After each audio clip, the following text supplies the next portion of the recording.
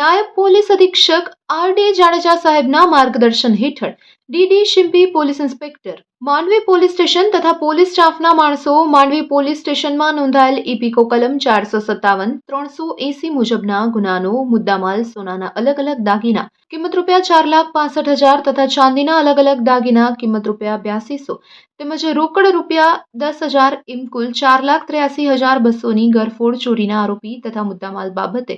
Mandvi police staff ચોર ઇસમ પકડી પાડવા સક્રિય હોઈ અને ટેકનિકલ સર્વેલન્સ તથા સીસીટીવી ફૂટેજ તપાસી તેના આધારે આરોપીને વેરીફાઈ કરી માહિતી એકત્રિત કરી ચોરી થયેલ મુદ્દામાલ સાથે આરોપીને પકડી પાડી કાયદેસરની કાર્યવાહી કરવામાં આવી છે. કબજે કરવામાં આવેલ મુદ્દામાલમાં સોનાની બંગડી નંગ 8 કિંમત ₹1,05,000,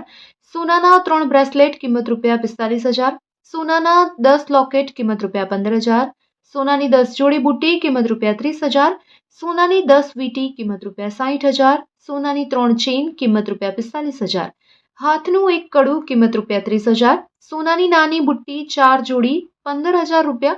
સોનાના નાના 2 પેન્ડલ કિંમત ₹15,000, સોનાનો એક હાર કિંમત ₹1,05,000, ચાંદીની માળા 2 કિંમત ₹1,400 તથા ચાંદીના 8 સિક્કા ₹3,000 તથા ચાંદીના 2 ઘૂઘરા કિંમત ₹350, ચાંદીનું રમકડું 1 કિંમત ₹300, ચાંદીની ચેઇન 2 કિંમત ₹1,400 તથા રોકડ ₹10,000, સેમસંગ કંપનીનો એન્ડ્રોઇડ મોબાઈલ કિંમત ₹3500,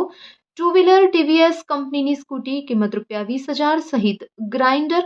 કિંમત ₹1,500 તેમજ ડિજિટલ તિજોરી સહિત કુલ 5,06,450નો મુદ્દામાલ કબજે કરવામાં આવ્યો છે. પકડાયેલ આરોપી ફિરોઝ મામદ હુસેન રાયમાં છે. આ સમગ્ર કામગીરીમાં માંડવી પોલીસ સ્ટેશનના સ્ટાફના માણસો જોડાયા હતા.